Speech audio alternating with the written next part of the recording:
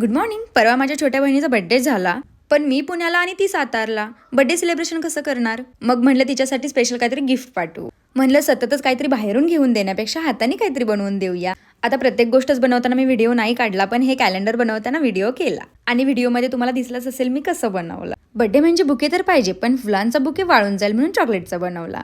आणि ही छोटीशी cute diary बनवली, त्यावर आमच्या दोघींचं नाव टाकलं आणि त्यामध्ये आमच्या दोघींचे मेमरीचे सगळे फोटोज होते विथ क्यूट कॅप्शन. आणि त्यावर एका किचनचा काढून क्यूट टेडी लावला.